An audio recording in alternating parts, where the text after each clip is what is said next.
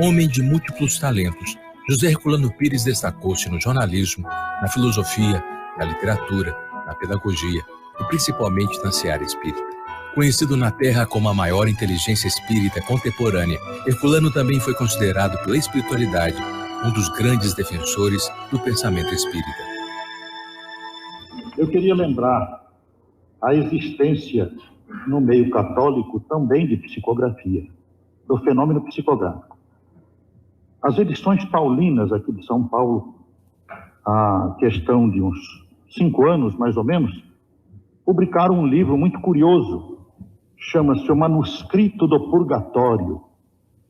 É um livro recebido na Espanha, num convento da Espanha, por uma freira. E ela recebeu o livro através do espírito de outra freira que havia morrido no próprio convento. Sua leal tradução e interpretação das obras kardecianas contribuíram para a divulgação e para o fortalecimento da doutrina no Brasil, conquistando ainda o respeito de cientistas e de militantes de outras correntes filosóficas. A vocação literária de Herculano foi revelada ainda na infância, quando aos 9 anos de idade compôs seu primeiro soneto. Apaixonado pelas letras, Herculano dedicou-se a elas na vida adulta, colaborando em jornais diários de São Paulo e do Rio de Janeiro. Dirigiu por 6 anos o Diário Paulista e foi eleito presidente do Sindicato de Jornalistas de São Paulo. Graduado em Filosofia pela Universidade de São Paulo, o jovem acadêmico destacou-se por sua linha de pensamento forte, racional, tornando-se referência entre seus pares. Também foi reconhecido por sua contribuição na psicologia e na parapsicologia, mas foi na defesa da doutrina dos espíritos, cuja obra conheceu aos 22 anos de idade, que desempenhou seu papel mais relevante. Autor de 80 livros, lutou para demonstrar a consistência do pensamento espírita e valorizar os aspectos crítico e investigativo originalmente propostos por Allan Kardec. Defensor da pureza doutrinária, dedicou sua existência à preservação do espiritismo, recebendo mais tarde o título de Apóstolo de Kardec. Na vida pessoal, Herculano construiu um lar cristão. Ao lado de Maria Virgínia, formou uma família de 4 filhos: Helena, Heloísa, Herculano e Helenilda. Em 65 anos de existência, deixou um legado de amor, tornando-se único na sua multiplicidade. Sua cultura humanista contribuiu com o progresso social. Já sua crença na imortalidade do espírito ajudou a libertar o ser humano do medo do futuro. É exatamente por isso que a expressão de Emmanuel lhe cai tão bem. Herculano Pires será sempre o metro que melhor mediu Kardec.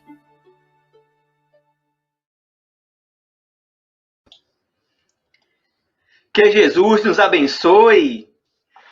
Boa noite, amadas e amados, boa noite.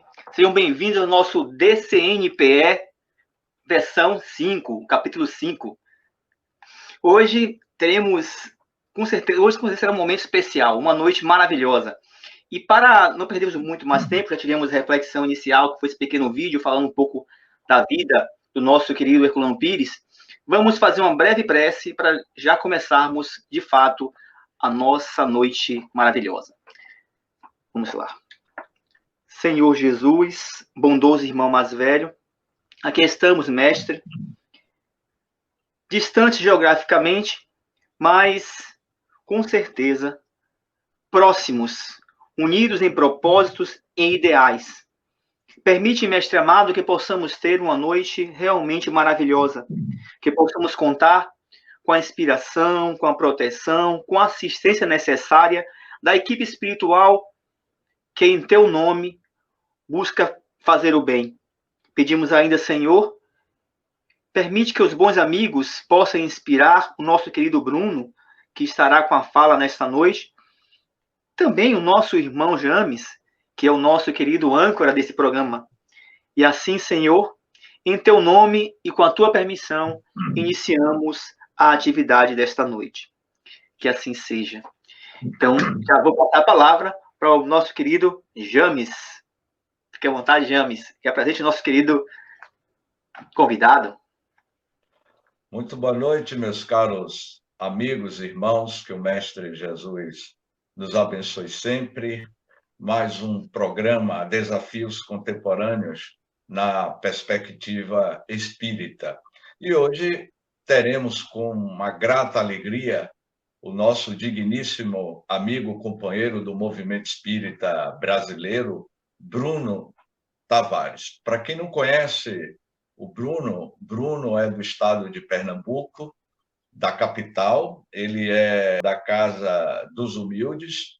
O Bruno Tavares, ele tem um blog que leva o nome Bruno Tavares, e o nosso companheiro já vem desenvolvendo, ao longo de algumas décadas, esse trabalho grandioso que é a difusão, a divulgação dos postulados da doutrina do Cristo Jesus, da doutrina espírita, no estado de Pernambuco, que eu já tive o prazer de estar lá em um período que acontecia os grandes fóruns espíritas lá do estado de Pernambuco.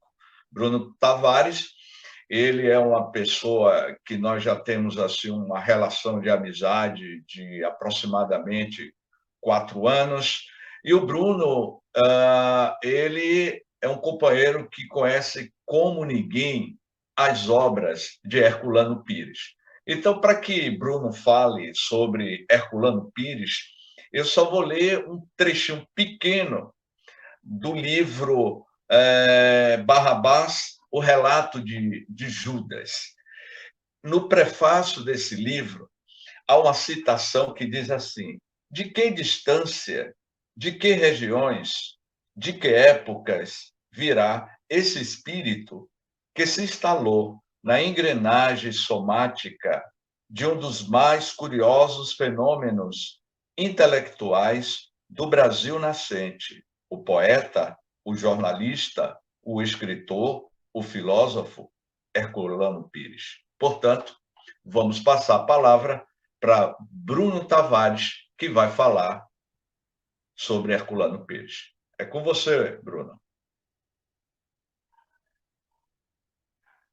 Queridos irmãos da Bahia, é um motivo de alegria imensa estar aqui atendendo ao convite do meu querido amigo James J., amigo já de longa data, né? 4 longos anos, e a satisfação de estar aqui com o pessoal do Canteiro da Fraternidade, nesse período que o Canteiro completa 33 anos de vida, não é?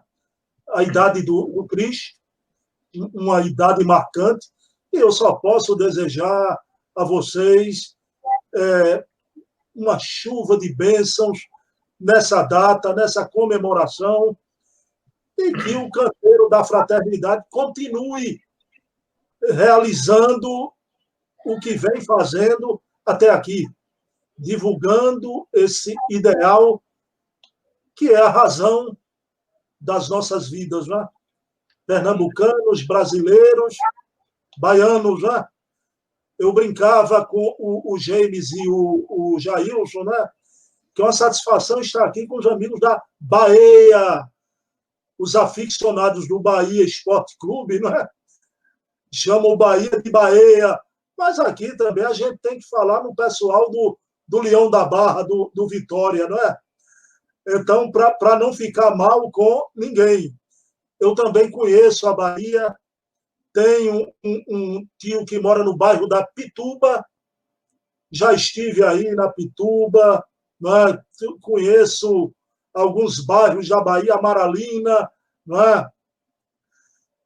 Só não fui no Pau da Lima, acreditem, não conheço ainda a mansão do Caminho, não é? E como eu estou na Bahia de Todos os Santos, não é? E na noite de hoje a gente vai falar sobre um santo, um homem santo, né? Um homem de uma importância capital na história do movimento espírita. Eu queria aqui também deixar um abraço do movimento espírita pernambucano ao André Luiz Peixinho, diretor-presidente da Federação Espírita do Estado da Bahia, E também ao Luciano Crispim, que é o amigo do James. O James já me contou os trabalhos que vocês fizeram e fazem juntos. Então fica aqui um abraço ao André Luiz Peixinho, ao Luciano Crispim, e também a um padre amigo dos espíritas da Bahia, que é o padre Orlando Moura. Né? Eu fiquei muito satisfeito, né, de saber que vai ter um padre aqui nos assistindo, né? Um padre simpatizante da nossa querida doutrina espírita. Bem, meus queridos amigos e irmãos, falar de Herculano para mim, e vocês vão sentir isso, como Herculano está no meu coração, eu costumo dizer aos meus amigos, né, que o professor Herculano Pires me salvou de todas as formas possíveis e imagináveis na minha trajetória como espírita. De todas as formas. Aos 16 anos, eu li a obra O Verbo e a Carne. E graças a Herculano, numa idade tão jovem ainda, eu não ia ter uma visão de heteronomia do espiritismo, uma visão igrejeira, beata, uma visão de culpa, de castigo.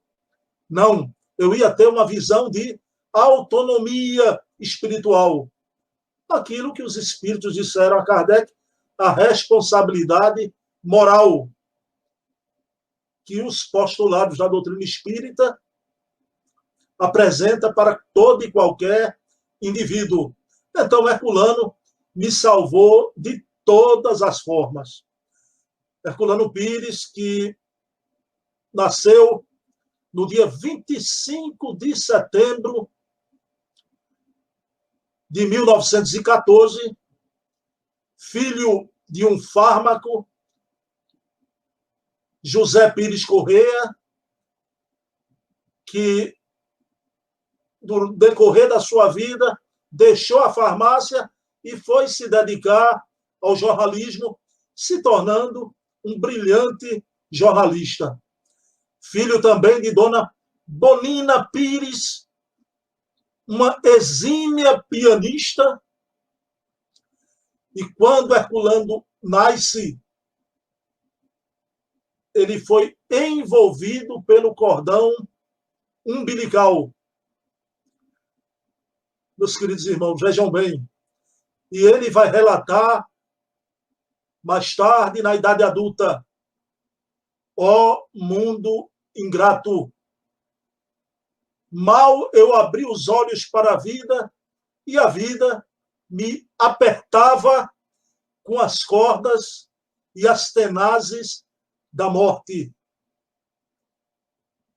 Assim se referiu Herculano Pires a esse episódio logo no Dealbá, no início da sua existência. E o menino Herculano possuía mediunidade.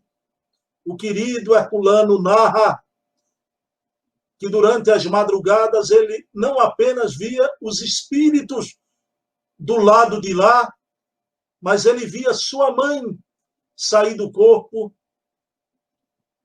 perambular pela residência.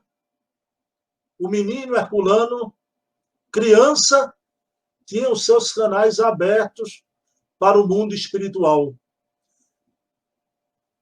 E Herculano, quem estuda a vida e a obra de Herculano, sabe que ele é a reencarnação de um grande poeta português. No final da reunião, dessa primeira parte, eu vou falar dessa revelação feita ao Herculano, não é? Mas aquele ditado de Platão, aprender é recordar. E tem um ditado que eu gosto muito, que é: quem faz há mais tempo, faz melhor. Então, quando você vê qualquer talento, qualquer pessoa realizando algo com genialidade, é porque ele faz aquilo há muito tempo, pela fieira das reencarnações. Então, o querido Herculano, aos 9 anos de idade, já era poeta. Vejam bem, 9 anos de idade, Herculano Pires já era poeta. Aos 16 anos, ele vai lançar o seu primeiro livro de contos, Sonhos Azuis. 16 anos. E aos 18 anos de idade, ele vai lançar o seu primeiro livro de poesia, que se chama Coração. Seu primeiro romance só vai vir aos 22 anos de idade. Seu primeiro romance, essa obra, O Caminho do Meio. Vejam bem que beleza. Isso que ia nortear a vida de Herculano, toda a sua trajetória, o caminho do meio. Então, meus queridos amigos e irmãos, como poeta e escritor, Herculano, 16 anos, o primeiro livro de contos, primeiro livro de poesia, 18 anos, primeiro romance, 22 anos. Mas eu quero retroagir um pouco. Aos 15 anos de idade, o querido Herculano Pires tem sua crise religiosa, a sua crise com a Igreja Católica, com o catolicismo, e ele deixa o catolicismo e vai se dedicar à teosofia. Sim, a velha teosofia de Madame Helena Blavatsky, de Anne Besant. E vejam bem, mesmo depois, já espírita, Herculano teria um sentimento de gratidão pelo acolhimento que teve na teosofia, que mais tarde, já espírita, ele vai dar o nome de sua filha, Helena, em homenagem à grande dama da teosofia, Madame Helena Blavatsky. Então, meus queridos irmãos, mas chega um dia, Herculano com 22 anos de idade, que ele vai receber da mão de um amigo, Dadício de Oliveira, o Livro dos Espíritos. São esses amigos que aparecem na vida da gente, que são verdadeiros sirineus. E o Herculano lê a obra no jacto e ele se rende, dizendo que fui vencido pela lógica de Kardec. E se torna espírita. Isso aos 22 anos de idade, vejam bem. E naquele mesmo ano, ele vai assistir sua primeira palestra, uma palestra de um grande espírita, Leão Pita.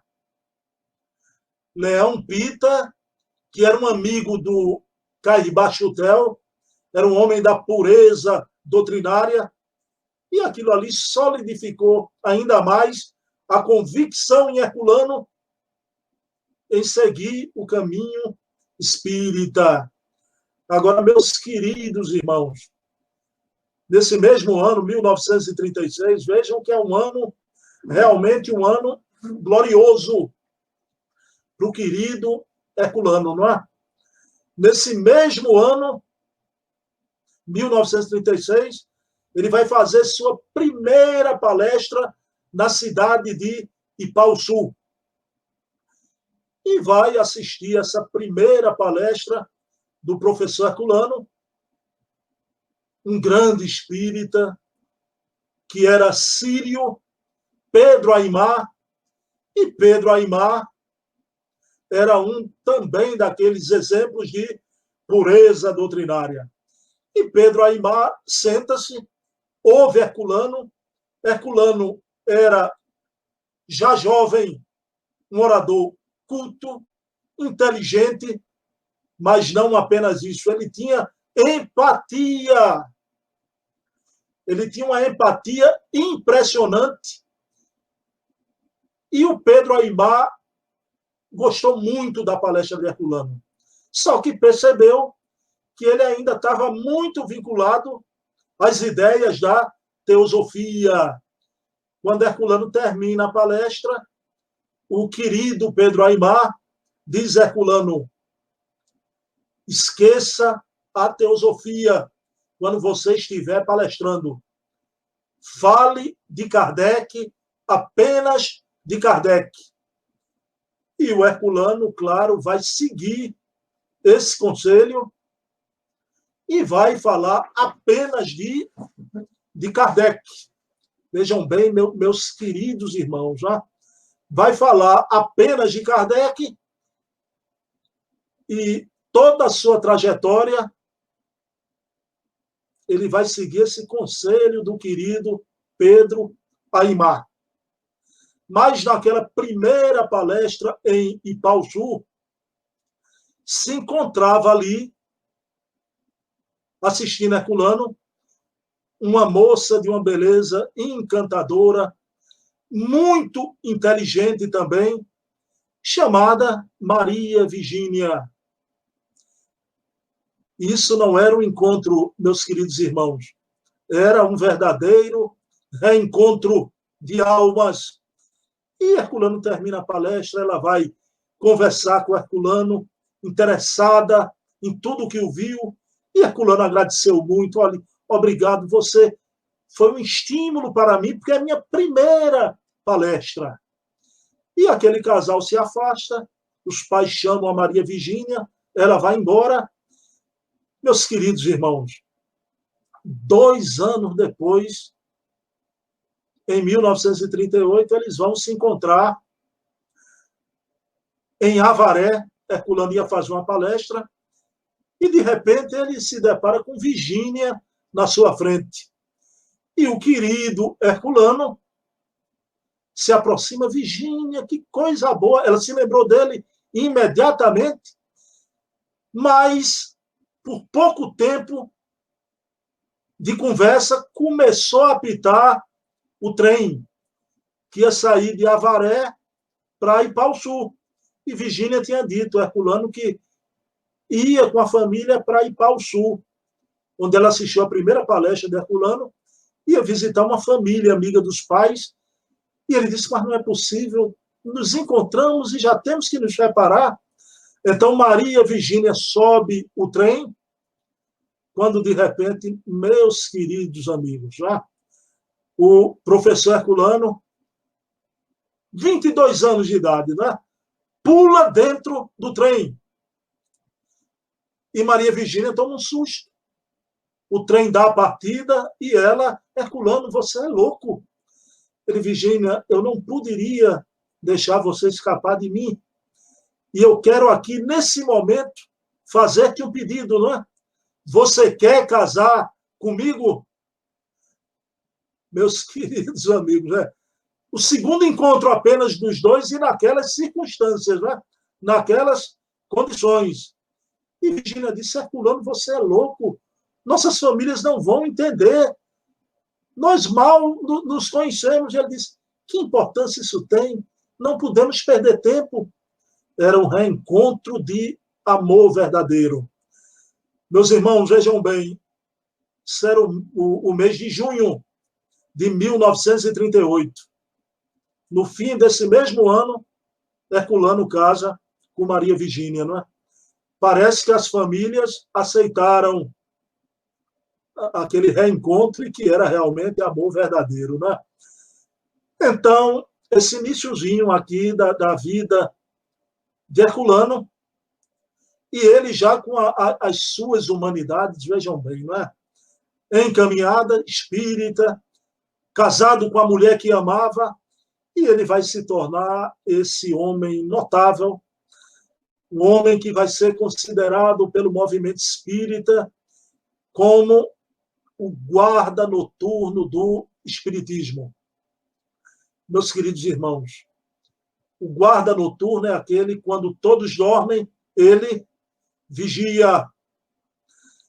Também considerado o zelador do espiritismo. E Herculano, a vida toda vai defender a doutrina espírita com imenso e enorme amor.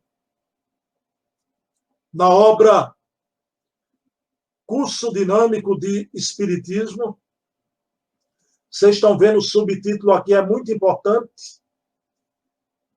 Espiritismo, o grande desconhecido. Curso Dinâmico de Espiritismo, o grande desconhecido. Herculano diz o seguinte, que o Espiritismo é o grande desconhecido daqueles que o atacam, mas, infelizmente, daqueles que o defendem. E ele sofria muito, porque ele via esse problema acontecer em toda parte. Até os pregadores espíritas passando uma ideia equivocada do espiritismo. E Herculano repete isso aqui na obra Introdução ao Espiritismo. Na obra Introdução ao Espiritismo, o querido Herculano afirma que aquele que fala de espiritismo, ele cria uma ideia mental, um estereótipo todo próprio. Fala a maneira de sua convicção, que não é propriamente espiritismo. O Herculano via isso como um grande problema. Na obra O Centro Espírita, uma obra maravilhosa também, o Herculano faz a sua afirmativa que ficou marcada na história do movimento espírita. Diz Herculano: se os espíritas soubessem o que é um centro espírita, qual a sua função e a sua finalidade. O movimento espírita seria hoje o maior e mais produtivo movimento cultural e espiritual da Terra. Vejam bem, meus queridos irmãos, se o movimento espírita ainda não é o maior movimento espiritual e cultural da Terra, é porque os espíritas ainda não compreenderam o espiritismo na sua totalidade. Mas a verdade é filha do tempo. Iremos compreender e esse sonho de Herculano vai se realizar. Tá? Então, o querido Herculano jamais fugiu das polêmicas. Nesse capítulo, ele foi um verdadeiro Dom Quixote. Então, na tribuna, nos debates, nos livros,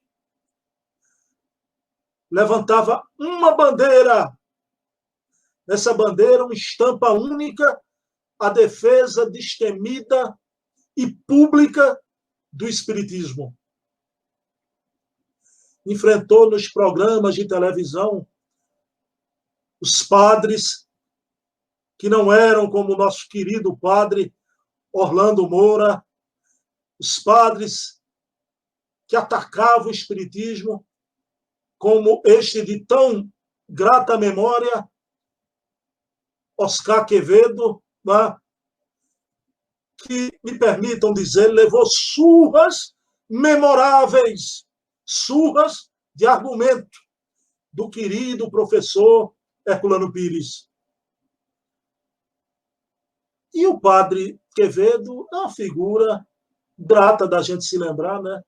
Porque tornou-se uma figura folclórica do movimento espírita, né? Ele não podia se tornar em algo mais que isso, né?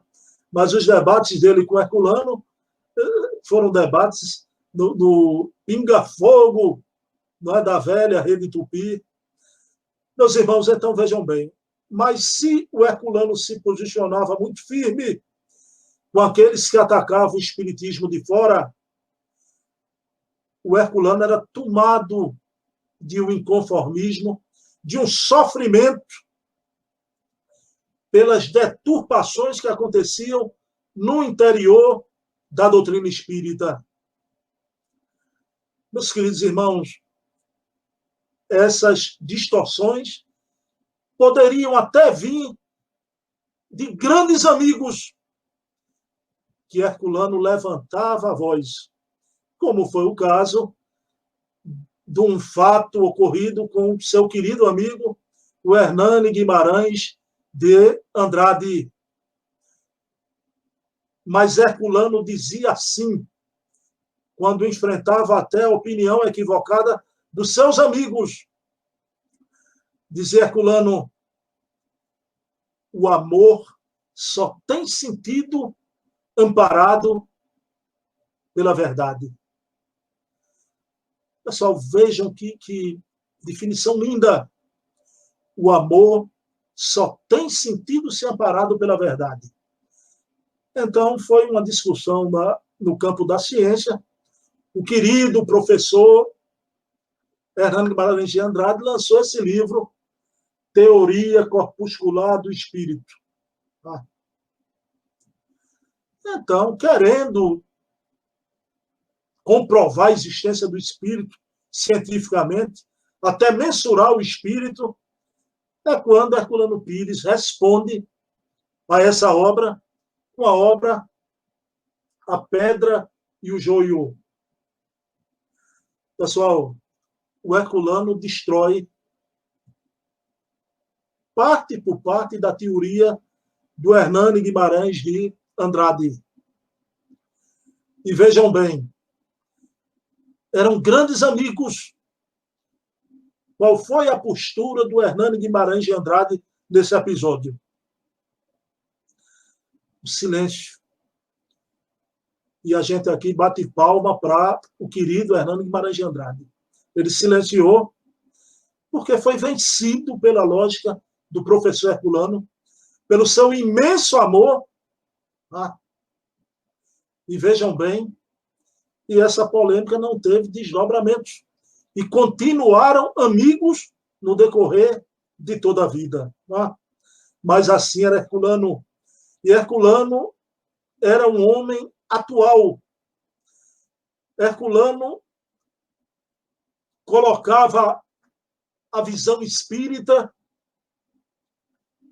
em qualquer campo do conhecimento que acontecia no mundo, desde as pesquisas do americano Rainer até o russo Vassilev, desde Freud até o engenheiro Bosano. Herculano, sempre atual, estudando e debatendo sobre parapsicologia. Ele lança essa obra, Parapsicologia, Hoje e Amanhã, onde ele trata de uma forma maravilhosa aquela ciência que estava nascendo, as pesquisas de Rainer, mas ele sempre trazendo a visão espírita. E aí, a visão espírita é a visão da fenomenologia espírita, e aí Herculano escreveria muito também sobre a mediunidade, que o querido professor Herculano entendia que a mediunidade tinha que ser exercida gratuitamente. Está aqui a sua obra maravilhosa, Mediunidade. Recentemente, eu não sei se os amigos aqui da Bahia viram no nosso canal, eu entrevistei 2 amigos queridos já do movimento espírita, o Paulo Henrique de Figueiredo, o autor de Revolução Espírita, e o querido presidente da Federação Espírita Francesa, né? Há uma semana atrás, né? E eu fiquei muito satisfeito, porque tanto o Paulo Henrique de Figueiredo, grande pesquisador, hoje um dos maiores do Brasil, e o querido Charles Kemp, presidente da Federação Espírita Francesa, combateram a elitização do movimento espírita. Essa coisa dos grandes eventos pagos, que antes da pandemia era uma febre do Oiapoque ao Chuí do país. E o Paulo Henrique, nessa entrevista, a gente perguntando ao Paulo Henrique disse: se o Herculano vivesse hoje, ele ia viver permanentemente com taquicardia, porque na sua época não tinha tanto atrevimento como hoje, tá? Com a coisa pecuniária no espiritismo. Herculano entendia toda a prática espírita de forma gratuita. Mas, meus queridos amigos e irmãos, o trabalho de Herculano, não só na filosofia espírita, foi um trabalho também no campo da educação. Pessoal, quem é o grande patrono fundador da pedagogia espírita no Brasil?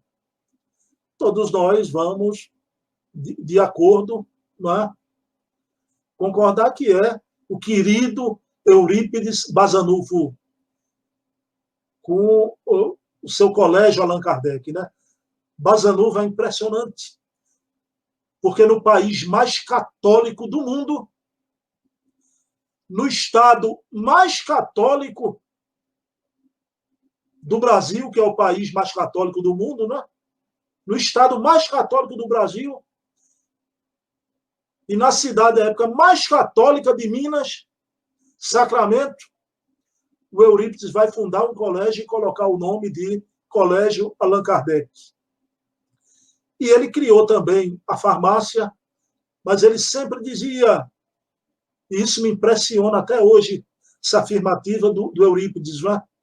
Em momento de crise, pode fechar até a farmácia, mas jamais fechem o colégio. Uma afirmativa impressionante, né? Bom, se o Eurípides Basanufo foi o fundador da pedagogia espírita no Brasil, o professor Herculano foi quem refundou, reestruturou a pedagogia espírita no Brasil. Tá?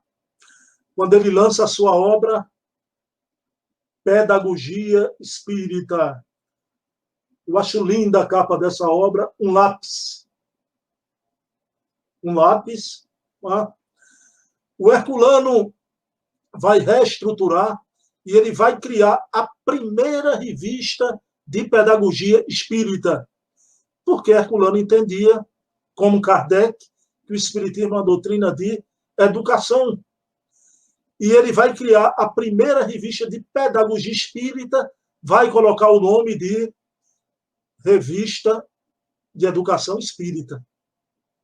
Só que ele chama os amigos espíritas para escreverem artigos na sua revista de Educação Espírita. Mas os amigos não apareceram. E o que é que ele faz? Ele convida o seu grande amigo argentino, Humberto Mariotti, que era filósofo também, não é? Espírita, escritor espírita, e Herculano e Humberto escrevem na Revista de Educação Espírita artigos e mais artigos, cada um usando pseudônimos. Quem lia a Revista de Educação Espírita achava que eram vários educadores espíritas ali escrevendo, né? Com os pseudônimos. Mas era realmente o idealismo de Herculano e Humberto Mariotti, não é? E se o Herculano é um legítimo discípulo de Eurípides Basanufo na educação espírita, ele deixou também seus discípulos, né? Como é o caso do professor Ney Lobo, do Paraná. O professor Ney Lobo vai criar no Paraná o Instituto Lins de Vasconcelos, veja bem, com todo o método de pedagogia espírita, e o professor Ney Lobo vai escrever vários volumes editados pela FEB da filosofia espírita da educação. O querido professor Ney Lobo, não é? Então, Herculano reestrutura. Hoje a gente tem a Associação de Pedagogia Espírita do Brasil, né? Mas tudo isso, quem refundou a pedagogia foi o trabalho solitário, muitas vezes, de Herculano lá atrás. E aí o Herculano vai realmente sendo essa figura já nacionalmente respeitada, e ele, como era jornalista, ele vai ser o presidente da Associação da Imprensa de São Paulo. Pessoal, vejam bem. E vai trabalhar nos diários associados. É quando ele vai receber o convite do querido, folclórico, ex-presidente da República, né? Na época presidente. Um dia ligam lá para os diários associados e o Herculano recebeu um convite de Jânio Quadros para assumir a chefia do gabinete civil. Porque naquela época não tinha um só gabinete, tinham 2 gabinetes da presidência da República. Um lá em Brasília e outro em São Paulo. Esse subgabinete em São Paulo, o Jânio Quadros admirava muito o Herculano como jornalista, convidou e Herculano aceitou. Mas Herculano afirma que o Jânio não se interessava pelos trabalhos do gabinete de São Paulo, e Herculano diz, brincando, que ali no gabinete civil de São Paulo eu fiz o meu governinho. Até que chega um momento triste para a história do país, o homem da vassoura renuncia à presidência da República, não é? Renuncia porque ele deu um tiro no pé que saiu pela culatra. Né? Ele achava que ia renunciar e voltar nos braços do povo. Mas tal não aconteceu. O povo não se mexeu e o Jânio Quadros escreveu essa página triste, né? Essa história parece que se repete no mundo, né? Grandes caudilhos pensam que estão nos braços do povo e às vezes não estão. E assim aconteceu com o Jânio, e o Herculano diz para sua esposa, Dona Maria Virgínia, que, infelizmente, o Jânio destruiu sonhos de milhões de brasileiros. E, na verdade, Virgínia era um grande demagogo. Essa é a opinião firme do professor Herculano sobre o ex-presidente Jânio Quadros. Bem, mas o querido Herculano vai criar a Associação Brasileira de Jornalistas Espíritas, não é? Com o querido Deolindo Amorim, grande jornalista. Os dois vão fundar a Abrage. O Deolindo Amorim é pai desse jornalista que desencarnou há pouco tempo, o Paulo Henrique Amorim, conhecido na televisão brasileira. E o Herculano, com o Deolindo, a Associação Brasileira de Jornalistas Espíritas, fez história, não é? E eu lamento muito, eu disse a James que eu sou filho de jornalista, né? Eu lamento muito a Abrage, que teve um papel tão importante na história do Espiritismo. Depois foi criada a ABRADE, Associação Brasileira de Divulgadores Espíritas, e encerraram as atividades da Abrage, né? Por mim, continuava as duas, né? Pelo seu valor na história, continuaria a Abrage com a existência da Associação dos Divulgadores, né? Mas quem somos nós? O homem propõe, Deus dispõe e encerra as atividades da Abrage, né? Pessoal, então, Herculano na idade madura. Vejam bem, Herculano, já jornalista, ele toma uma decisão. Vai estudar filosofia, vai fazer filosofia para inserir o espiritismo nas discussões filosóficas, que Herculano sentia que o espiritismo não era respeitado nas discussões filosóficas. E ele vai fazer filosofia e ele vai se tornar o filósofo do espiritismo. A sua tese de licenciatura é uma das coisas mais lindas que eu já li na vida, não é? Ele colocou em livro o ser e a serenidade. Aqui conhecemos a alma de Herculano, o seu coração, a sua sensibilidade, a serenidade desse homem completo. meus queridos irmãos.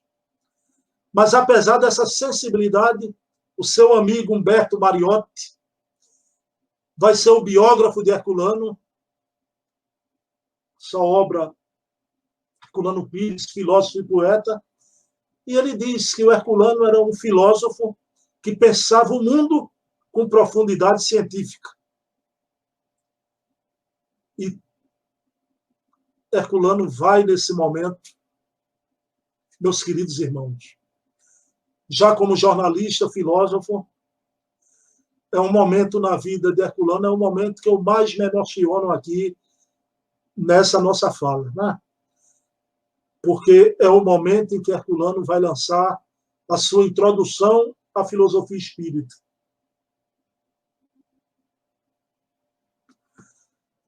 Os queridos amigos e irmãos, é nesse exato momento que Herculano passa para outro patamar.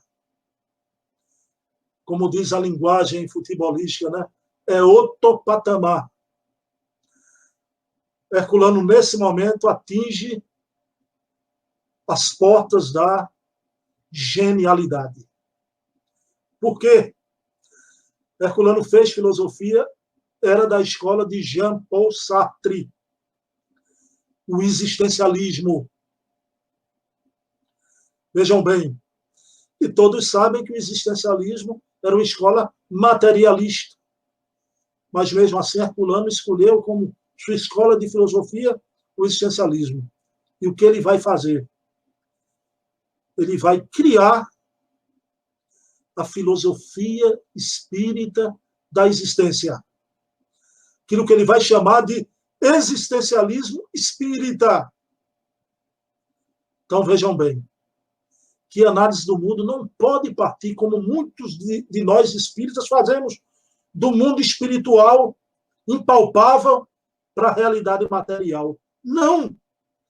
Herculano partia dos fenômenos materiais para a essência, seguindo o método de Kardec, partir do conhecido para o desconhecido. E quando ele coloca a imortalidade da alma, a pré-existência, a sobrevivência do espírito no existencialismo, ele sublima a escola de Sartre, eleva a escola de Jean-Paul Sartre, o existencialismo, a algo maior e sublime, o existencialismo espírita. A partir de agora estamos tratando de um gênio.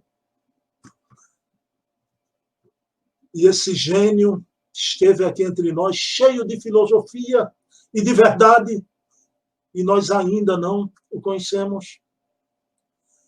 Mas é esse Herculano que ele afirma que o espiritismo não tem uma teologia. Teologia que é o estudo de Deus. O Herculano lança a sua obra Concepção Existencial de Deus, onde ele afirma que o espiritismo tem muito mais que uma teologia. O espiritismo tem uma teleologia. Não é o estudo de Deus somente. Teleo é o estudo de Deus e da alma ao mesmo tempo. Santo Agostinho dizia: ó Senhor, eu te buscava lá fora. Somente quando eu me conheci, foi que eu conheci a ti. E o Herculano diz: o Espiritismo traz o conhece-te a ti mesmo. Então, quando sabemos que somos um espírito imortal, que atravessamos várias reencarnações, é como dar um abraço em Deus. Fica patenteada a existência de Deus. Então, é uma teleologia, algo muito maior que as teologias da Terra. E aí, já finalizando a nossa fala, o Herculano lança o Espírito do Tempo. Dizem ser a sua maior obra, a obra de antropologia espírita. O Herculano aborda cada fase do horizonte primitivo, agrícola, profético, espiritual, mostrando a presença dos espíritos, a interferência dos espíritos em cada fase, em cada horizonte desse da humanidade. E ele lança essa obra, que foi a obra que eu li aos 16 anos de idade, né? Essa obra é aqui do meu coração, pessoal, né? Do meu coração, porque é a obra que Herculano, junto com Júlio Abreu Filho, faz 2 análises sobre o rustenguismo, mostrando o equívoco do rustenguismo, que hoje até a nossa querida e egrégia Federação Espírita Brasileira reconheceu e tirou o rustenguismo. Caiu a cláusula pétrea do rustenguismo no Brasil. Mas Herculano, lá atrás, combatia as ideias equivocadas de um Jesus místico, né? Então, vejam bem, ele lança a visão espírita da Bíblia, onde Herculano afirma que a Bíblia não é um livro de Deus. Vejam bem, é um livro histórico do homem, das raças. A palavra de Deus, não. Quem quiser saber esses meandros, leiam Visão Espírita da Bíblia. E aí vai acontecer com Herculano hoje. Eu acho que vocês tomaram conhecimento da questão da Gênese, né? Tudo que Le Marie fez lá na França, a derrocada do espiritismo francês, mas aconteceu aqui no Brasil. Em São Paulo, alguns amigos resolveram fazer uma edição popular do Evangelho segundo o Espiritismo. E foram lá, em Minas, pedir a opinião do Chico Xavier. O Chico, na sua inocência, disse: é para o povo entender melhor o Evangelho, que coisa boa. E esses amigos, que eu sei o nome de todos, não vou citá-los aqui, né? Principalmente um conhecido, volta para São Paulo e diz: vamos editar, porque o Chico deu o aval. E essa primeira tradução popular do Evangelho segundo o Espiritismo, eles vão levar e entregar na casa de Herculano Pires. O professor Herculano ficou emocionado, a capa bonita. O Herculano agradece e eles vão embora. Dona Virgínia, já era noite, sobe o primeiro andar, onde ficavam os aposentos do casal, e ela nota que Herculano demora muito a subir. E ela ouviu os passos de Herculano pela residência. E ela desce as escadas e disse: meu filho, o que foi? Você não vem dormir? E o querido professor Herculano afirma, lívido, empalidecido, ele olha para sua esposa e diz: Virgínia, adulteraram a obra de Kardec. Cometeram um crime de lesa doutrina. A tradução havia sido retirada parágrafos e parágrafos. E como disseram que o Chico Xavier deu o aval, o professor Herculano fez uma carta cobrando do Chico. Chico, o senhor não sabe o papel que o senhor representa no movimento espírita brasileiro. Pessoal, o Chico, com razão, poderia responder que não teve responsabilidade, e realmente não teve. O Chico viu aquela conversa de passagem, mas o Chico, na sua humildade, faz uma carta para o professor Herculano pedindo perdão, fazendo meia-culpa. E junto, o professor Herculano vai lá em Uberaba, e juntos eles vão escrever, é o único caso do Chico Xavier escrever um livro de sua autoria na hora do testemunho. O querido Herculano Pires com o Chico. O que é que acontece? Aquela federativa tirou de circulação todos os volumes adulterados da obra O Evangelho segundo o Espiritismo. Né? Tirou do prelo, um enorme prejuízo financeiro. E para aqueles que dizem, agora encerrando mesmo, né, que o Herculano era crítico de Emmanuel, hoje a gente vê cada atrevimento. Pessoas que vão para os canais aí dizer que Herculano não aceitava Emmanuel. Pessoal, o espírito Emmanuel Isso é um caso único na história do movimento espírita. 4 obras na Era do Espírito, Astronautas do Além, Chico Xavier Pede Licença, Diálogo dos Vivos, de autoria de Emmanuel e do professor Herculano Pires, com mensagens de outros espíritos também que aparecem no decorrer do livro. Mas o que o Chico fazia? Trazia um tema, o Emmanuel psicografava sobre aquele tema e o professor Herculano também analisava aquele tema junto com Emmanuel. Olha o que o Paulo Henrique disse, o atrevimento é muito grande. Quando falarem que o professor Herculano não aceita Emmanuel André Luiz, não é fato. E depois de desencarnado, o professor Herculano Pires psicografou, pessoal, a família de Herculano, e para a semana eu vou entrevistar no meu canal Heloísa Pires, a filha do professor Herculano Pires. Já acertei com ela, ela vai falar sobre a vida em família, sobre a história de Herculano no movimento espírita. Dona Heloísa Pires fez o prefácio dessa obra aqui. Revisão ou reafirmação do Espiritismo. Herculano Pires, através do médium Francisco Cajazeiras. É a única obra que a família de Herculano aceita como sendo de Herculano. Porque, além da obra, ele trouxe cartas para a família através do Francisco Cajazeiras, que desencarnou há 1 ano e meio atrás, né? E a família reconheceu realmente ser Herculano. Então, meus irmãos, encerrando aqui, esse é o Herculano Pires que teve a revelação. Eu, há 2 dias atrás, coloquei no nosso blog, de viva voz, a entrevista que o Jorge Rizzini fez com o Herculano. E o Jorge Rizzini pedindo para o professor Herculano revelar sua encarnação. Ele já sabia disso através do Chico, através de outras comunicações espirituais.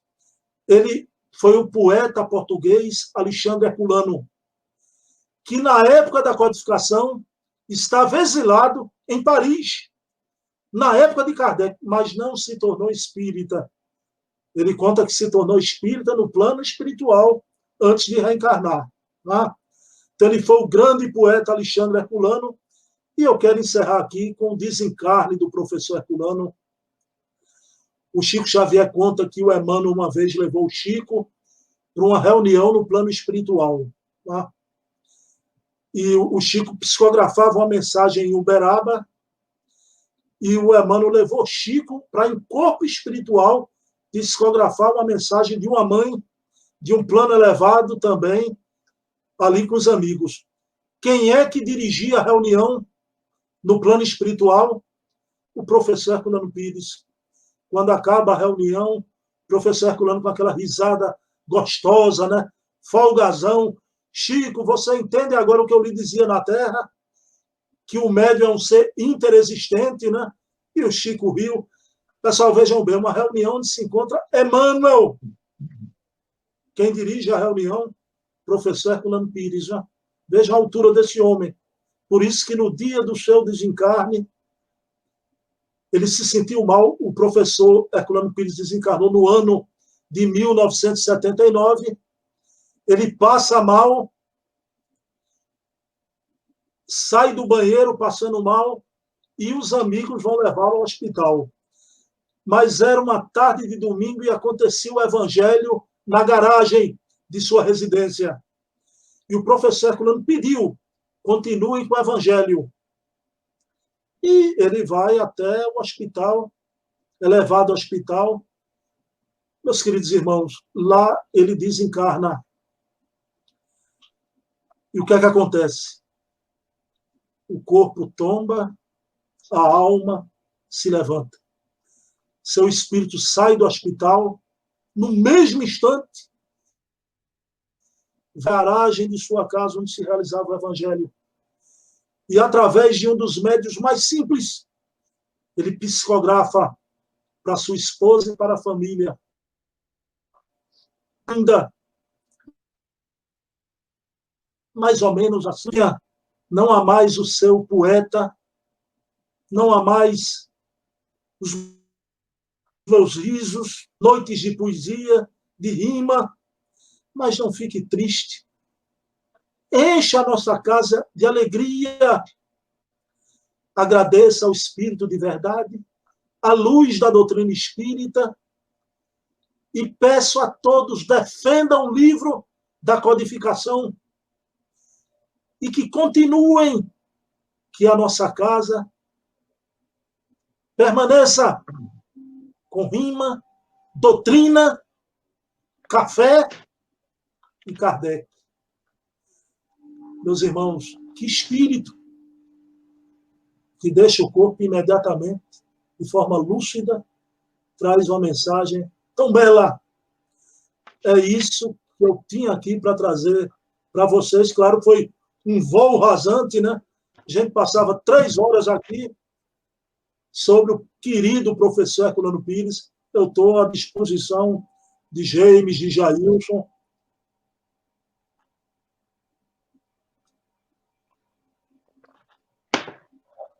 Muito bom, Muito bom. Bruno.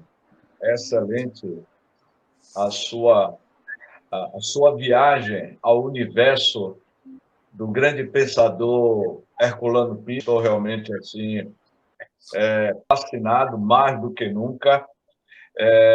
Eu sempre fui um admirador das obras de Herculano Pires, adquiri alguns livros, e você falou, Bruno, da relação desse grande pensador, o Herculano, com a relação de amizade que ele teve com um grande outro pensador, que era Humberto Mariotti, filósofo argentino, não é?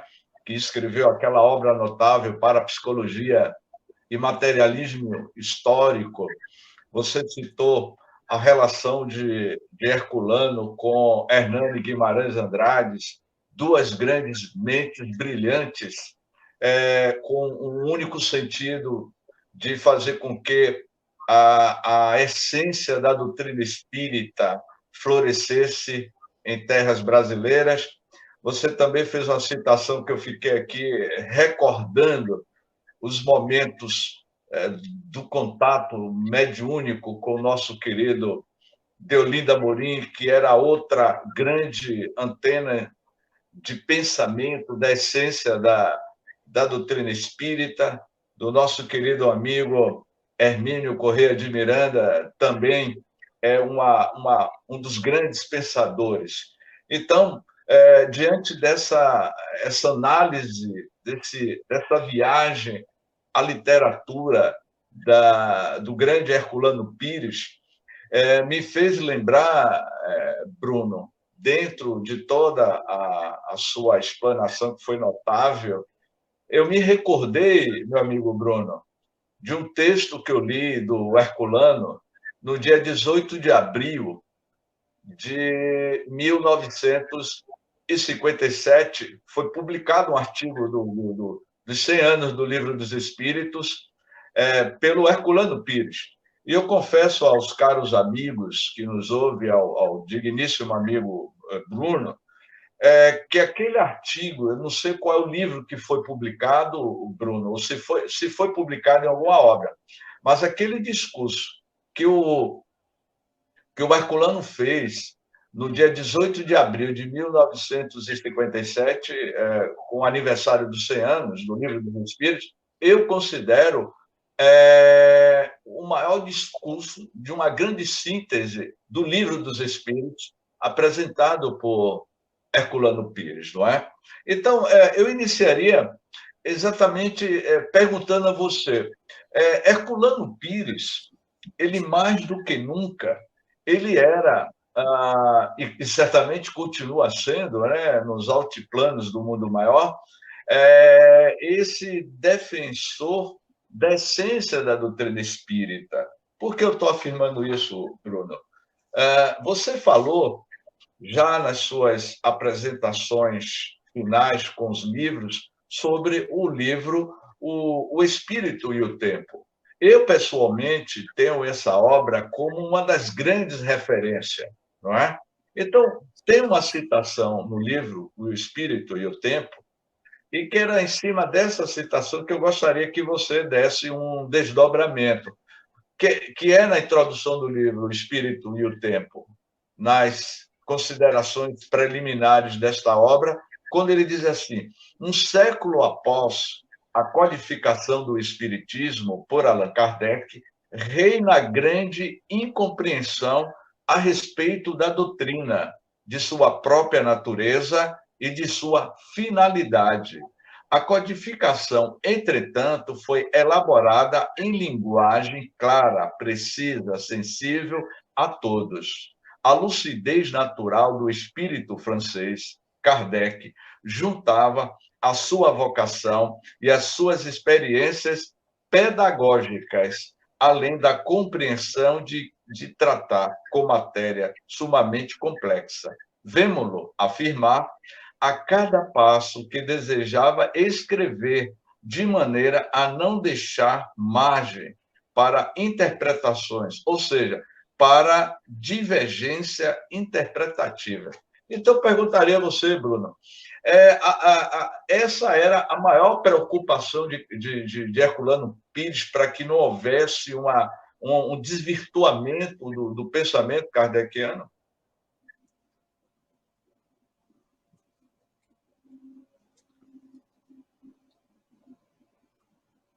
Bem, meu amigo James, veja bem, né? A obra O Espírito e o Tempo, houve uma eleição no limiar do ano 2000, né? Entrando no novo milênio, uma eleição no movimento espírita brasileiro, né? Escritores, né? Médicos, o Hermínio Miranda participou, Hermínio Corrêa de Miranda, o Divaldo Franco, e das 10 maiores obras, essa pesquisa foi feita pela revista Reformador, né? Das 10 maiores obras do século passado, as de Kardec não contam, porque são do século retrasado, né? 7 são de Chico Xavier. 7, né? Só entraram nessas 10 maiores obras 3 outros autores, né?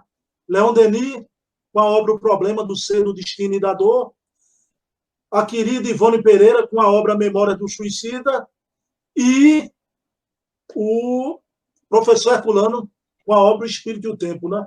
Ela realmente, James, é a obra-prima do Herculano. E, como você tão bem colocou na palavra de Herculano, se a gente se prender ao pensamento de Kardec, a gente não dá vazão a outras interpretações. Mas o que é que acontece, meu querido James? Né? Vivemos um mundo e um momento admirável, esse mundo espírita, num momento de tanto atrevimento, tanta deturpação, e eu me preocupava um tempo atrás, James, né? Para onde vamos? Né? O movimento espírita, às vezes, como dizia Herculano, né? Parece uma súcia de ignorantes, né? Uma feira de bugigangas espirituais. Mas hoje eu não me preocupo mais, né? Porque a espiritualidade está atenta, e essa compreensão de Kardec, como queria o professor Herculano, chegou a hora do movimento espírita, a hora da pesquisa, e parece que reencarnou aqui no Brasil, meu querido James, um aluvião de grandes pesquisadores. Né? Por isso que a gente está fazendo uma série de entrevistas. Eu entrevistei o Paulo Henrique Figueiredo, o Charles Kemp, vou entrevistar a Dona Heloísa, Dona Júlia Leju e tantos outros, porque quando o Canuto entrega as cartas de Kardec ao movimento espírita, meu querido James, e aquilo que todos esses grandes pesquisadores nos dizem, né? Nós conhecemos de Kardec apenas 5%. Isso é impressionante, James, notável. Eu não falo das obras escritas do Kardec, do movimento espírita. E está aí aparecendo revelações e revelações. A filhinha de Kardec. A gente narrava a biografia de Kardec, citando o pai e a mãe. A gente sabe hoje que Kardec teve uma vida de estoicismo para realizar o seu trabalho. O pai abandonou a família. Hoje isso tudo está comprovado com documentos. Não é? O Kardec não viveu em Lyon como a gente pensava. Ele viveu em Bourg-en-Bresse, apenas nasceu em Lyon, e com sacrifício imenso da sua avó. A gente não sabia disso, ele estudou em Verdun. Então, Kardec foi um trabalhador, um educador, à custa de martírio, de sacrifício, para fazer tudo que fez. Só que essas cartas, meu querido James, que o Canuto de Abreu entregou à FEB, a FEB passou um tempo com elas. Como demorou muito a publicar, o neto do Canuto cedeu o pessoal da FEAL, e hoje não é mais nem da FEAL, né? Foi lançado pela Universidade de Juiz de Fora. Dia 1 de setembro agora, o projeto Allan Kardec, vocês podem entrar, e a gente vai ver Kardec se comunicando com todos aqueles amigos da Sociedade de Paris, né?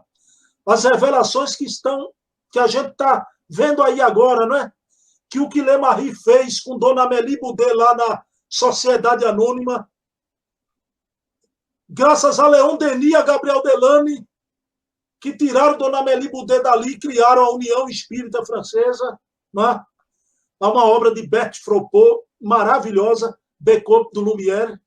Então, vejam bem, e todo esse grupo de notáveis, né? Madame Allan Kardec, Amélie Boudet, Leon Denis, Gabriel Delany, todos eles ali enfrentando o Lemarie, naquele primeiro momento, né? Você vê, o Lemarie tomou para seu patrimônio pessoal a Revista Espírita e começou a colocar elementos da teosofia também, né? Elementos da gnose, que não tinha nada a ver com Kardec. Então, o que é que está acontecendo? E esse é um momento que eu não pensei que eu estaria vivo. Apesar de eu não ter uma idade tão avançada, eu tenho 53 anos. Né? A gente está vivendo um momento de retorno, James. Já. As bases kardecianas, ali naquelas cartas, a gente vai ver cartas de Leon Denis. Né? Então, vejam bem, a gente vai ver Kardec, a verdadeira ata. São milhares de documentos que estão sendo higienizados, traduzidos, tradutores do francês, do português, e já tem lá no portal 50 documentos. A carta dele com o senhor Patier é uma coisa linda, né? Com chefe de polícia, né? Então, como Kardec dialogava com a sociedade do seu tempo, né? Então, a gente precisa, a nossa bússola é Kardec, a gente precisa divulgar Kardec. A Revista Espírita, que é um manancial, e eu não falei porque não dava tempo, James, né? Hoje a gente aqui tem Revista Espírita, que Kardec lançou em 1858. Só existiu Revista Espírita no Brasil graças a Herculano Pires. Foi Herculano Pires que pediu a um amigo, o Frederico Giannini, dono da Edicel, que era um argentino, e o Giannini editou pela primeira vez a Revista Espírita. Agora, que ano foi isso? 1966. O ano que eu nasci. 1966. James, 108 anos depois que Kardec lançou a Revista Espírita em Paris, quer dizer, não é um século, é mais de um século é que a gente veio compreender o pensamento de Kardec na Revista Espírita. A gente passou mais de um século aqui no Brasil. Né? Então, vivemos um momento que é esse mundo novo. Né? Vai sempre existir as distorções. Esse movimento espírita, que não é espírita, um movimento paralelo de loucuras, mas vai sempre existir agora e sempre o movimento espírita genuíno, calcado em Kardec. Isso dá um conforto muito grande, uma sensação de pertencimento. E a gente vê que a luta de Herculano não foi em vão, porque eu tenho certeza, eu disse isso a Paulo, e Paulo concordou comigo, né? No dia que o Paulo Henrique lançou em São Paulo a primeira obra que trazia as cartas de Kardec, eu tenho certeza que estavam ali presentes o doutor Canuto Abreu, Herculano Pires, em pessoa, e quem sabe se até o Allan Kardec, né? Então, porque a gente vai conhecer a verdadeira história do Espiritismo, que, infelizmente, aqui no Brasil, por uma parte, pequena que seja, mas foi uma parte que teve influência, o pensamento de Kardec foi desvirtuado, né?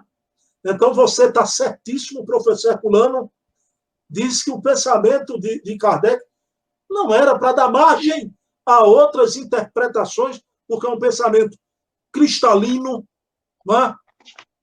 E eu digo como Monteiro Lobato, né? Na obra de Kardec, purezinha morou dentro dela o tempo inteiro, né? É exatamente isso, Bruno, muito bem.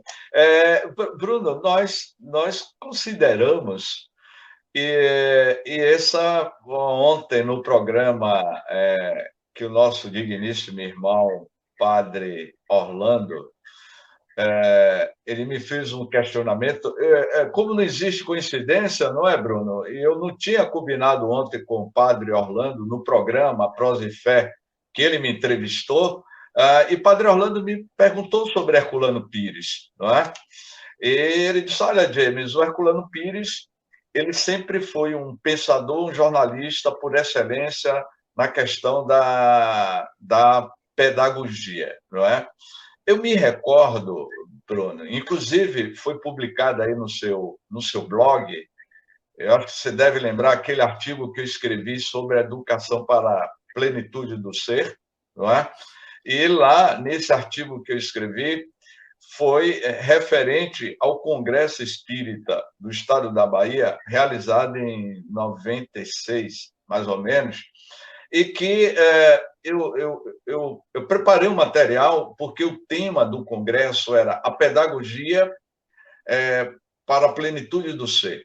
E eu me lembro que quando eu estava me debruçando em cima da questão da pedagogia do ser, eu adquiri alguns livros do Herculano, inclusive o livro a Pedagogia da Educação. Eu me recordo que o professor Ney Lobo teve aqui nesse congresso, a Ney Lobo, a Heloísa Pires também se fez presente nesse congresso, não é? E eu me recordo que tanto o professor Ney Lobo como a Heloísa Pires, na ocasião, eles diziam em seus discursos que a grande proposta da doutrina espírita era a filosofia da educação, a filosofia da pedagogia do ser, da afetividade, não é? Então, o Herculano, ele sempre teve como a sua ideia diretora, como um grande missionário. É evidente que ele reencarnou no Brasil com a grande missão de dar a continuidade dos postulados da doutrina espírita. Então, quando o padre Orlando ontem me perguntou por que o espiritismo floresceu, Bruno, com tanta pujança, com tanta força em terras brasileiras e não na França, por conta desses grandes vultos que iriam reencarnar no Brasil com essa grande missão. Certamente o Herculano Pires ele foi essa referência. Eu concordo, ipsi literis, com tudo que você falou, porque eu sou mais velho do que você apenas uns 4 anos, Bruno, não é? Mas nós somos contemporâneos, não é? Mas, assim, eu vejo essa diferença. Eu parei até de fazer críticas literárias. Eu fazia muitas críticas a determinados tipos de obras que chegavam às minhas mãos, e eu dizia, isso aqui é um plágio, é um absurdo. Estão escrevendo muito, mas não estão dizendo nada.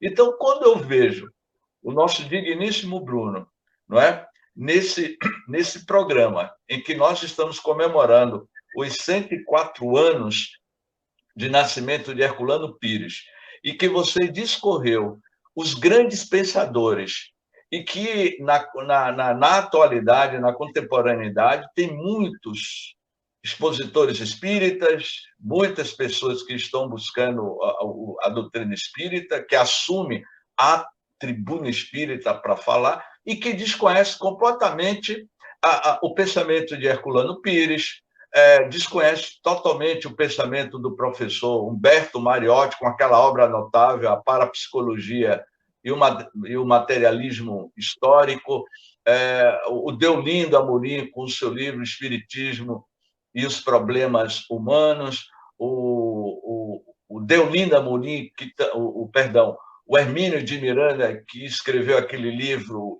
várias obras que ele escreveu, mas uma que muito me impressionou foi quando ele escreveu Eu Sou Camille Desmoulins, que era uma experiência regressiva com o Luciano dos Anjos, falando sobre a reencarnação. Agora, uma coisa, Bruno, que você pontuou e que a gente traz para os nossos dias atuais, que eu acho que você foi altamente inspirado, quando você disse assim, houve um momento em que...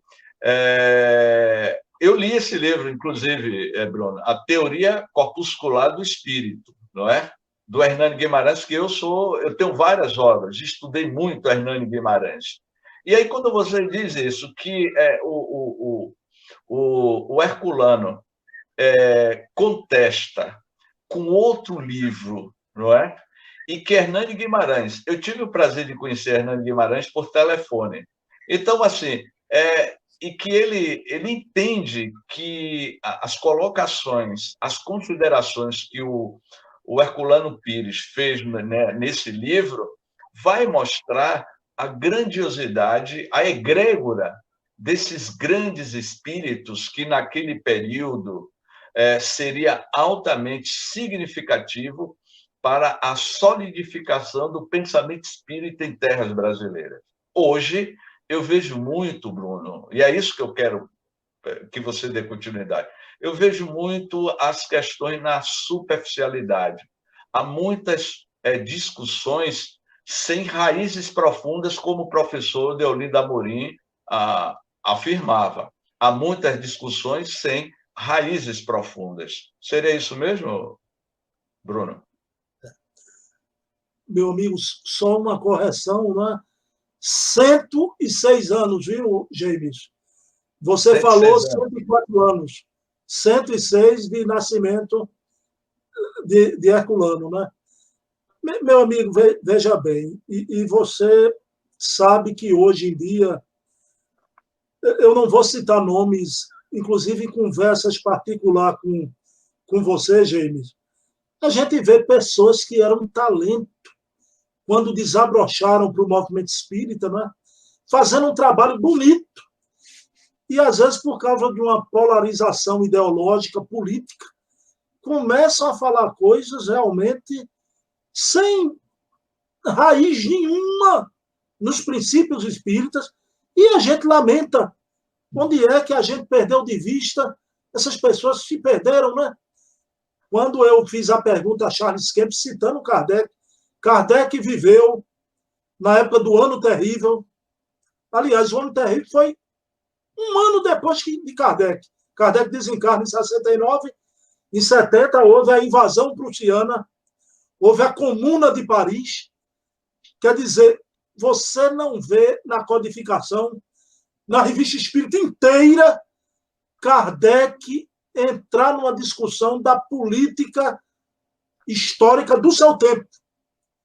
E ele até, na revista espírita, ele faz um alerta, o Charles Kemp lembrou isso, né?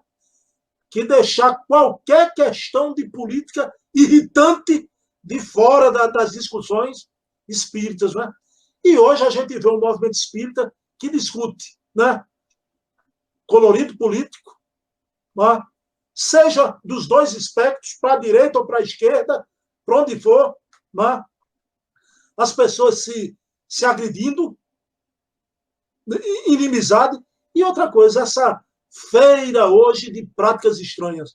Eu, na casa que eu faço parte, James, há mais de 20 anos, um presidente de plantão na época quis colocar cromoterapia.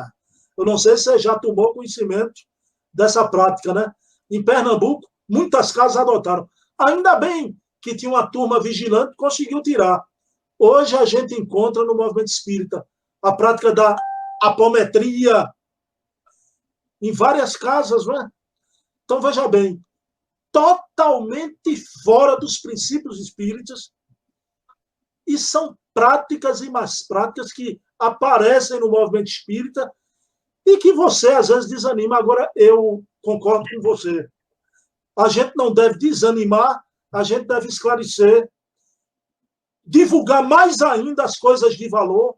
Nós precisamos manter esse achoque de Kardec, né, de Herculano, de Diolindo. Bruno, tem uma pergunta que eu estou vendo aqui da Tatiana Vieira. Eu acho que ela colocou assim, a Tatiana Vieira, que está nos ouvindo. Herculano Pires escreveu A Viagem. A novela foi baseada em fatos reais, retirados do livro. Assisti a novela, mas não li a obra.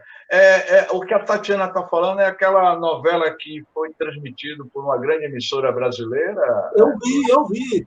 Ele não foi bem o autor, né? Ele prestou assessoria a Ivani Ribeiro, né? Era, assim, uma novela espírita, agora não foi de livro, né? O Herculano assessorou Dona Ivani Ribeiro, né? Nas questões da mediunidade, do plano espiritual, da comunicabilidade, né? E eu me lembro, eram atores notáveis, Eva Vilma, Altair Lima, né? Everton de Castro. Muito bom. Eu acho que o Jailson pode dar continuidade aí, porque acho que tem muitas perguntas aí no. Tem algumas perguntas, no chat aqui que eu estou acompanhando. É com você Celso, agora aí, Jailson. Certo. Estão me ouvindo bem, então, né? O Celso, ele fez a pergunta aqui.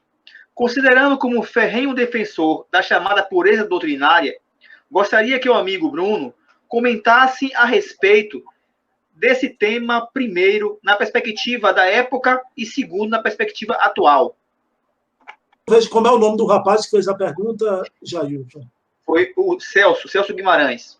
Meu querido Celso, veja bem, a gente não é a favor do index proibitório, né? Então, do Talibã espírita, pelo amor de Deus, né? O que é que eu falei aqui, né? A gente hoje tem que conviver, e a gente vai conviver desde sempre, com esse movimento paralelo ali, cheio de problemas, né? De introjeções, de distorções. Agora, o que é o campo neutro que Kardec fala, o campo neutro do espiritismo, né? É exatamente, me permitam dizer a palavra, espiritismo de raiz, né? Espiritismo, esse espiritismo visceral, radical, aí a palavra radical, meu querido Celso, a gente tem que parar com isso. A gente ouve a palavra radical e acha que é um mal. A palavra radical não é um mal. Ela é um bem. O que é ser radical? É ir à raiz das questões. Não é? Então, quando a gente fala o espiritismo de raiz, a raiz está lá calcada, não é? Em Kardec, na sua base. Não é? Agora, não é a pureza doutrinária para a gente criar um index proibitório, um talibã espírita, porque isso é uma coisa ultramontana, não é mais desse século, né? Liberdade para todo mundo divulgar, falar o que quiser. Agora, da liberdade que tem de falar, a gente também tem de esclarecer, né? E dizer que, como dizia o querido Raul Teixeira, né? Fazem caridade por aí com o chapéu do espiritismo, que é uma maravilha, mas a gente precisa dizer, toda vez que isso acontecer, que isso não é espiritismo. E o que seria essa visão, como o Celso perguntou, a pureza doutrinária? É a gente se voltar para o espiritismo de raiz, essa raiz calcada em Kardec. Não uma pureza doutrinária para perseguir ninguém e criar uma inquisição espírita. Isso é coisa dos séculos passados, né? Bruno, quando a gente estávamos pensando, né, eu e o Jame estavam pensando, né, na criação desse programa, né, algo que a mim pessoalmente chama muita atenção é que, verdadeiramente, hoje em dia, a nossa geração, a minha geração, conhece muito pouco realmente dos pioneiros. E eu estava falando que, em momentos, até na chamada que eu fiz aí em algumas redes sociais, eu botei isso, né? e compartilhei com o James achou interessante, concordou em compartilhar, porque nós compartilhamos algo em conjunto, ver se ele concorda, tal, ele concordou. No sentido de que quando a realidade, o momento atual parece estar um tanto quanto confuso, às vezes, principalmente para nós, né, que somos uma geração depois de vocês, né, não bebemos na fonte como deveríamos, né, e aí a gente fica um pouco confuso, aí vale a pena olhar lá para os pioneiros, aprender com eles alguma coisa, buscar algo para até aumentar em nós, talvez, a disposição, o ânimo, o entusiasmo, para que possamos ir em frente, encararmos as dificuldades e, apesar das dificuldades, manter-se firme no propósito. Isso aí é a ideia de a gente beber na fonte dos pioneiros, falar um pouco dos pioneiros. Começamos, então, já me trouxe a oportunidade agora, falando contigo sobre Herculano, nós começamos a ideia de falar dos pioneiros, né, com Herculano, trazendo aí Herculano com a pureza doutrinária. Interessante isso. Muito bom. E aí, o que você acha? Qual é o que você acredita dos pensamentos, das ideias de Herculano Pires, que seria fundamental trabalharmos hoje, né, no movimento espírita hoje, e até para lidar com as dificuldades, os obstáculos, com os desafios, né? É melhor substituir a palavra dificuldade por desafios do momento atual. O que poderia auxiliar, né? Qual são o conteúdo que o nosso querido professor Herculano Pires traria para esse momento agora? Bom, eu vou responder a você. Você tocou em 2 pontos aí, né? Os baluartes da doutrina, para mim, permanecem todos de uma atualidade a toda a prova. Porque o James se referiu a uma obra Eu Sou Camilo Desmoulins, né? Tem um rapaz aí em Feira de Santana, na Bahia, viu, James? De Vitória da Conquista, Luciano Novaes, que foi um grande amigo do Luciano dos Anjos. A vida inteira, né? Luciano Novaes trocava cartas com o Camilo Desmoulins reencarnado, Luciano dos Anjos. O que é que a gente sabe, Jailson, né? Uhum. Que a árvore do Espiritismo foi transplantada da França para o Brasil. Aliás, Humberto de Campos narra aquele encontro de Ismael com São Luís, né? Acertando o transplante da árvore do Espiritismo para o Brasil. O Divaldo tem uma obra, meu querido James, que gosta muito do Divaldo, Árdua Ascensão, de Victor Hugo. E nessa obra, Victor Hugo afirma que ali na França, na época de Kardec, Paris era habitada por um povo ateniense. Então, velhos sábios de Atenas estavam ali em Paris. Mas o que é que o Victor Hugo diz na obra de Divaldo, Árdua Ascensão, né? Que nesse transplante da árvore do Espiritismo de Paris para o Brasil, da França para o Brasil, estão reencarnados aqui milhares de espíritos da França e muitos daqueles baluartes reencarnaram. A gente viu aqui hoje, à noite, que o Herculano, na época de Kardec, estava lá na França, em Paris, e ele esteve aqui no Brasil. Então, esse pessoal não nasce de geração espontânea. Quando a gente vê o Hermínio Corrêa de Miranda, não é? Me permitam dizer, essa mulher que eu acho notável, meu querido James, doutora Marlene Severino Nobre, não é? Amiga do Chico Xavier, o querido Herculano, Diolindo, e tantos outros aqui no Brasil, Hernani Guimarães de Andrade. Esse pessoal não nasce de geração espontânea. E a obra deles permanece atual. Se Kardec está atual, Kardec dizia, se a ciência provar que o Espiritismo está errado num ponto, o Espiritismo se modificará nesse ponto.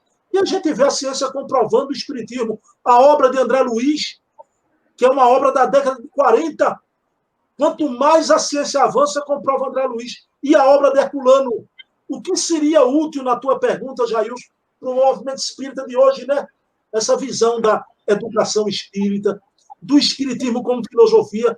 Pessoal, vejam bem, o espiritismo é uma doutrina de 3 aspectos: ciência, filosofia e moral. Não é?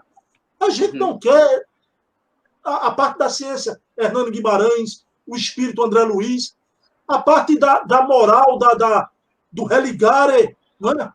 Os próprios exemplos como Chico Xavier, esse exemplo maravilhoso, se fosse católico seria um santo, mas a parte da filosofia que Kardec trabalhou tanto, essa proposta do espiritismo também como pedagogia, como educação. Então, o de onde venho, para onde vou, porque sofro, e que Herculano em obras notáveis, junto com Leon Denis. Olha, eu vejo, se o Leon Denis é o maior filósofo francês, o Herculano é o brasileiro. Então, essas obras, porque cria a cultura espírita, ela tem que ser preservada. E é a casa construída sobre a rocha. Quer dizer, a gente tem esse grande edifício espírita hoje, muito bem sedimentado, não só pelos franceses, Leon Denis, Delame, Flammarion, mas hoje também por brasileiros notáveis, que são eles mesmos, as almas viajoras que vieram, reencarnaram aqui, viveram entre nós, retornaram e hoje continuam nos assistindo, né? Eu vejo um futuro, eu não tenho mais inquietação. Eu vejo um futuro realmente maravilhoso no terceiro milênio para o Espiritismo e realmente uma fase nova, onde o Espiritismo vai ser compreendido em sua totalidade e a gente vai reverenciar, aplaudir, compreender obras como do querido Herculano Pires, já. Isso é uma proposta de educação. Quando ele dizia o espírito, o educando, é um espírito encarnado. Isso vai mudar a educação em novos parâmetros. O Herculano, na sua obra Educação para a Morte, eu nem citei ela, eu estou com ela aqui, nem mostrei, né? Educação para a Morte, Herculano diz, muita gente que veio das altas classes sociais reencarnam nas baixas classes. Vejam bem. E vice-versa, das baixas classes se reencarnam nas altas classes. Então a gente precisa de uma educação espírita, explicar ao homem que ele é espírito e saber esse espírito e viver de acordo com essa realidade. Não foi outro ideal de Kardec, de Bassanufo, né? Espiritismo influenciar a educação, porque a educação é a base de tudo. Vocês sabem disso. Não há um país sem educação. E a gente tem um tesouro que é Bassanufo, Herculano, nessa proposta de reeducar a humanidade com os princípios espíritas. Isso acontecerá. A verdade é filha do tempo, eu não tenho dúvida nenhuma. Uhum. Ok. Bem, fique à vontade, James. Agradecemos aí a participação do nosso querido Celso Guimarães, do padre Orlando, de todos vocês, mas eu já faria as minhas considerações finais, Bruno, agradecendo pela sua estimada presença, em homenagem ao nosso querido Herculano Pires. Tanto agradecemos de coração ao nosso querido irmão, amigo Bruno Tavares, a participação de todos vocês, do nosso digníssimo irmão Jailson, e vamos agradecer a todos vocês, e vou passar agora a palavra a Jailson para ele fazer também as considerações finais, e ao nosso amigo Bruno. Então, Bruno, faça as suas considerações finais, e aí nós finalizamos com a prece. Bom, meus queridos amigos, eu queria aqui parabenizar mais uma vez o canteiro da fraternidade, né, pelos seus 33 anos e por essa oportunidade de estar aqui com o Jailson. Jailson, essa alma boa, fraterna, paciente. E o James, que eu sinto que já cruzei com o James em outras existências. Né? A gente começou uma conversa, viu, Jailson, sobre disco voador, né? Falando lá na chapada da Diamantina, né? A gente é um princípio. Verdade. E vejam bem, eu fiquei muito feliz e desejo a vocês, à família de vocês, muita paz e a gente levando essa bandeira, né, do Espiritismo. E deixo o convite aqui para vocês, já que hoje foi sobre Herculano, e não vai concorrer com vocês, que é sempre dia de sábado, né? Quem puder, semana que vem, vejam a entrevista de Heloísa Pires, porque vocês ouviram hoje a mensagem terceirizada, não é? De uma pessoa que gosta. vocês vão ver a filha do Herculano falar sobre isso, né? E agora eu vou estar sempre atento no canal do Canteiro da Fraternidade, viu? Vou sempre, já sei que o dia é quinta-feira, e quando bater a saudade de James e de Jailson, estou aqui no canal vendo vocês, viu? Então, beijão na alma, paz e bem. Gratidão pelo carinho, Bruno, gratidão a todos vocês que estão aqui até esse momento com a gente. Mais uma vez, gratidão. Que Jesus abençoe a todos nós, que possamos perseverar no propósito de ser útil e de compartilhar conteúdos que edificam, que elevam o ser, que estimulam ao crescimento, para que foquemos sempre no positivo e não fiquemos muito presos no que não agrada, não faz bem. Então, vou abrir aqui o Note, gente, que é a nossa despedida também, né? Também despedida também do Canteiro de Expressão, também gratidão a todos vocês. Aqui está. Quando ele se fechar, que aí nós finalizamos nossa prece, nós encerramos a conexão e ficamos só a gente aqui, os três, um tempinho para fechar nos bastidores, tá bom, Bruno? Não saia logo imediatamente para finalizar aqui, não. Então, vamos rapidamente formular nossa prece de agradecimento, que também é a prece para expressar também o carinho a todos vocês também.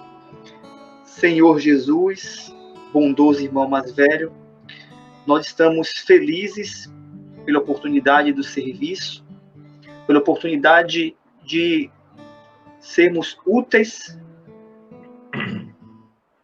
E lhe pedimos, Senhor, que nos dê força para que possamos perseverar. Para que, apesar das nossas limitações, dos nossos equívocos, das características naturais do Espírito Perfeito, possamos continuar firmes no propósito do bem. E assim, Mestre amado, como no início dessa atividade, em Teu nome e com a Tua permissão, finalizamos.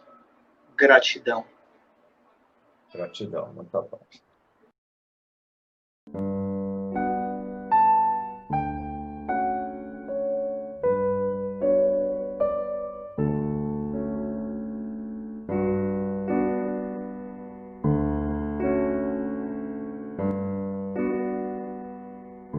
Eu nunca pensei que tivesse a oportunidade de falar para o futuro. Acho que é uma pretensão muito grande, mas em todo caso, como você está abrindo essa porta, eu vou falar para o futuro, né? Acredito que esta gente do futuro será tão superior a nós. Terá tantas possibilidades maiores diante dela, que esta gente do futuro dispensaria qualquer palavra de estímulo de nossa parte. Eu quero apenas saudar, nesses elementos do futuro, nesses homens maravilhosos de amanhã, nessas criaturas que irão povoar não só o nosso país, o Brasil, de norte a sul, de leste a oeste, mas que irão povoar todos os países do mundo. Quero saudar neles a aurora do novo mundo que está raiando na Terra. E quem sabe, Regine, se nós teremos a esperança de estar também presente nessa humanidade nova.